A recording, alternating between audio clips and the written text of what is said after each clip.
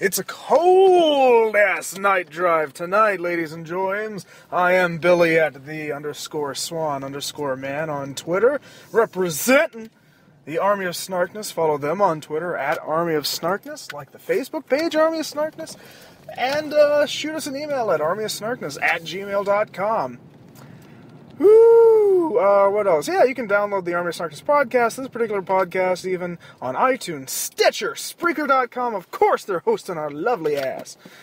And god damn, it's cold where I am on my way home. Another long, lonely drive with you, fellow listener. The Generalissimo of the Tri-County area of the Army is speaking to your brain tubes and farting in it. I don't know. Fat guy clogged in there.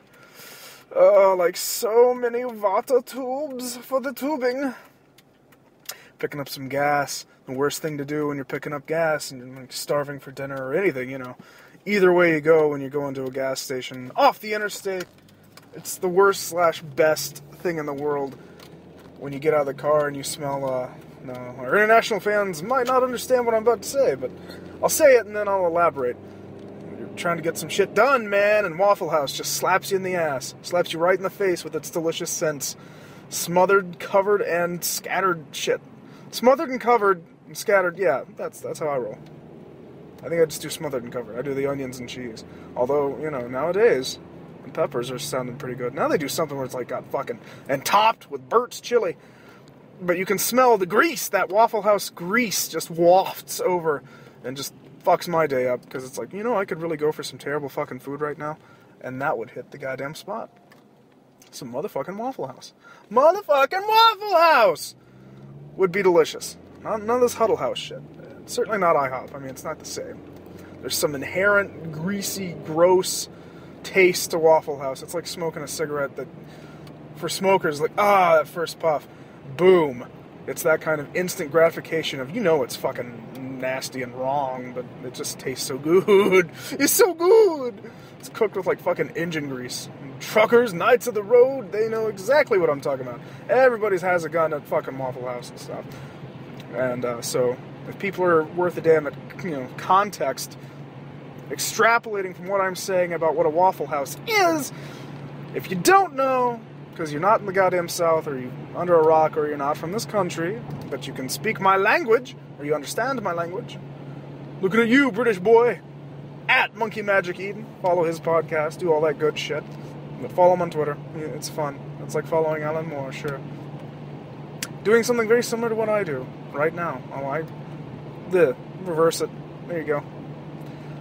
Waffle House is a chain of off-the-exit, diners, for lack of a better word. It's a greasy spoon in every sense of the word, and that's an American, you know, colloquialism, but grease, heavy on the grease, and they make, you know, mostly breakfast fare, eggs, hash browns, and the thing that I was saying, smothered and covered, is the terms you use for when you want, like, cheese or onions or extras other than potato on your hash browns fried together. You would say, you know, I want it smothered, covered, topped, and diced. That's the ham, I think. Ham cubes. Topped with Burt's chili. And, yeah, greasy bullshit, comfort food. Open all night, open every day, 24/7, 365, they never close. You know it's bad if the Waffle House closes, I'll say that. Shit has hit the fucking fan if Waffle House is shut down, man. It's the beginning of a dystopian future. Like, no! Like Mad Max. No waffles to be had. Of course, waffles are served, and you can have a pecan waffle, and they have pie and coffee, of course, and you get everybody at the Waffle House. All sorts, everybody comes in there. One where, if you're in the South, you're going to a Waffle House. Whether you want to or not. Sometimes. Hey man, sometimes it's all that's open and you're hammered and you need to lay something on it. And fuck Denny's. It's like, Walter White ain't here, motherfucker. Denny's is like down the road. We love you, Patch and Pub. There's a Waffle House right there. Like, what? Good times. Fun memories. Shuffle. Terrible memories. Hurting my body. So, what's the topic for today? I don't know. I'm shooting out the asshole. And by asshole, I mean my mouth. And my skull. I suck. I'm an asshole. I suck. You know what they say about me, right? I suck. No, but Brian, once again, shit, he's like co-producer on this. He's like, hey, talk about this. So I will. He was asking about King of the Nerds, TBS show, reality show. It just started, I think, this week. In America, look it up on the internet. I'm sure Seriously Funny TBS has their goddamn website up with the first episode. What do I know about it? What do I feel? What do I know? I don't know shit about it, except that it's a reality show that's a competition for nerddom, hence King of the Nerds. And the final person will be revealed to be the Mole, or the King of the Nerds. And, so, I guess they have different specialities of, like, I'm a Whovian, and I'm a fucking brony. Hate bronies, hate you all. Hate all of you. I don't think you're real. Sorry, bronies. I question that phenomena. I've done it on, the Army of Snarkness show. I'm doing it now. Taking a fucking stand, man. Bronies, I don't believe you. I don't know anyone that's, like, legitimately like, yes, My Little Pony, and here's why. It's always just like, well, that's a cute show. It's like Powerpuff Girls. Yeah. You can give a shit until just now with the new show, since brony became a thing. I'm looking for some OG bronies. Are there any OG bronies out there? I think I've known a few, but that's beside the point. Locked up in a clown room. I'm just saying, this new quote-unquote phenomenon, I find it to just be the worst kind of lip service. That's how it comes off to me. I'm sorry. You may really believe this opinion of yours, that, you're a dude that's all into fucking My Little Pony and shit, but I, objectively speaking, don't buy it. I don't buy it. I think it's a fucking scam to get into, or futilely try to get into pony girl pants. Because that shit ain't gonna work. I mean, come on. Geek girls, they ain't that easy to fool. They can read through your bullshit. That's why we like them. But yeah, there's hot chicks doing the thing. I guess there's cosplayers and shit in this King of the Nerds. One thing I do know is I saw a clip. Like, I liked the Facebook page. There, that's the extent of my thing. And George Takei was on, or will be on. I don't know. And you have nerds of all sorts competing for penultimate geekdom. Nerddom. I can say that I think it's Keith Carradine, one of the Carradine boys, of course, and goddamn, shit, I had this all sorted out. Curtis Armstrong, yes, fucking, I don't remember the proper, Revenge of the Nerds, I don't remember, Lewis, I don't remember his character's name, I remember Booger, I don't remember Lewis's last name, not Anthony Edwards, of course, the Carradine, fucking, Nipsey Russell's dad. No, that's not the show. Fucking Quigley Squiggly. But goddamn, he was the dad on a Disney show that I've completely forgotten about because the chick is a worthless piece of shit actress now that invades her goddamn headspace with shitty acting and fucking has a career for life because she was born in a vat, the same vat that like Ryan Gosling, Britney Spears, Justin Timberlake, all these fucking... Lindsay Lohan's the bad one, so... I'm just saying, I don't trust these Disney kids and... Lizzie McGuire, the dad from Lizzie McGuire. Keith Carradine, don't quote me. It's not David, duh. It's not John. I'm thinking it's Keith Carradine. Fucking Revenge of the Nerds! Revenge of the Nerds! And the fact that, I don't know if they host it, but I love Curtis Armstrong. He's been doing a lot of great voice acting lately, and of course Carradine's been all over the fucking... It's a Carradine, they're hard to kill. They are the fucking, royal family of cheesy B-movie actors. I mean, if you've seen any of the old John Carradine shit, hell yeah. You know exactly what I'm talking about. You're picking up what I'm putting down. But I'm all for a Revenge of the Nerds style game show and shit. I'd watch it. I just don't, I'm of the ilk that, I don't do cable so much. I just do the internet. It's cheaper. Fuck it. If I'm going to DVR most shows anyway because of my work schedule, as you can tell, if you're listening to it live, then you'd get that. The shit ain't on when I'm home. So, Netflix is my buddy, and of course, anything on... Shit, I watch Daily Show on the Facebook page all the time, all day, you and me, all day. But I'll say this, I like what King of the Nerds represents in America today. Alright, here's where I'm going with this. Because we've discussed cosplay girls and the bizarre chauvinistic effect that comes out of it, which is just strange to me. And we'll pick up on that again, because it just won't die. I don't know why. It's good stuff, though. I like that what used to be hard, underground and cult, thanks to, like, the internet and being loud and proud of your nerddom in some way. Everyone's got one thing. Everyone's got something.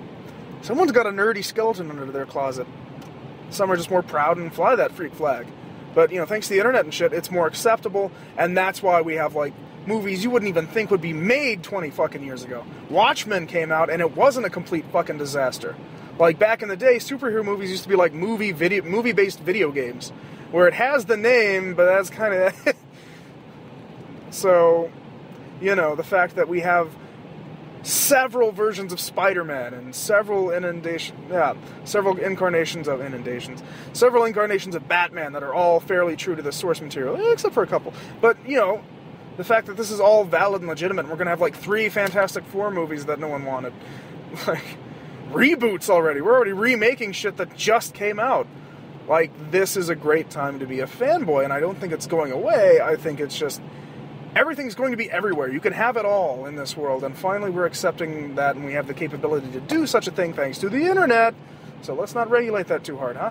And, you know, I'm podcasting right fucking now. I got back into Kevin Smith because it was available. Everything's available now. We gotta, you know, can't stop the signal now. See? People will get that. Because the tape isn't a bootleg, it's a fucking digital media. It's, you know, you can find it. You can find it. If there's a will, there's a way anymore. You can get quality shit all the time. So I like what this, you know, and cosplay girls are becoming more involved. Cosplaying in general is becoming a more accepted phenomenon. And when something gets more accepted, it becomes better. You know, you put a little more juju in it. There's more quality things. There's more people fabricating this shit really well as opposed to a few niche markets, which makes the price go down. Basic economics, and you can apply it to fanboy stuff, fandom stuff, nerddom stuff, whatever you want to classify it as to make you fucking happy. It is becoming a mainstream kind of thing. Because again, the mainstream, it's bad, it's pelagonal, it's a fucking D20. Everything has a side, everything has its place. NFL fan can also love the D20. I know I do. I love me some Cowboys, motherfucker. I am having my Super Bowl party, but don't think it won't be tinged with superhero references. And there will be several superhero film goddamn trailers, or in G.I. Joe, and, you know, nerd shit that, again, wouldn't be paired usually with that kind of event. Now, boom, mainstream. Love it. I'm having my cake, I'm eating it too. It's fantastic. Pair that with free pornography, because it's not a night drive without me bringing up pornography. And Buddha. There it is. We live in an age where the best-selling porn right now, as I speak, is Spider-Man vs. Superman, the ultimate crossover, where they fuck each other's chicks. And they're supervillains. Take it up the ass. I don't know. But, yes, I get Spider-Woman nude. Taking a cum shot. This is all a big win for me. Like, this is fantastic. This is a good time to be alive. I thought, you know, when Lord of the Rings was coming, I was like, hell yeah. I live in an age, and, you know, where Spider-Man 2 came out, and Return of the King, all this great shit's happening. Marvel films are fantastic. DC is okay. And, you know, Lord of the Rings is coming out. It can't get better than this. But it has. It just kept going. That ball snowballed. You know, Katamari and da-da-da, or whatever the hell it's called. It's just doing that. All my beloved characters, we're getting side characters, and shit I wouldn't even read. Shit I didn't know about is getting made into motion pictures. Fucking Guardians of the Galaxy? Woo! Like, and that shit started to... I don't even know who those motherfuckers are. I know of them now, but I'm saying it's already getting done. You're getting an Ant-Man movie, supposedly, an Avengers TV show, well, a S.H.I.E.L.D. TV show. All this shit's great. And the fact that no one's, you know, shoving it aside because there's room for everyone. There's terabytes of information just floating in the sky, giving us all brain cancer, like I'm doing to you right now, and to myself. So we'll break bad together. All this stuff is just for the taking. You have to be lazy not to, you know, like something. It's a brave new world, man. Stories, the mythology of America, the mythology of the world is changing and becoming more superpowered and awesome. It's not going anywhere, as far as I can tell. It might, you know, become less popular. But like wrestling, it'll always be there. It will always be there.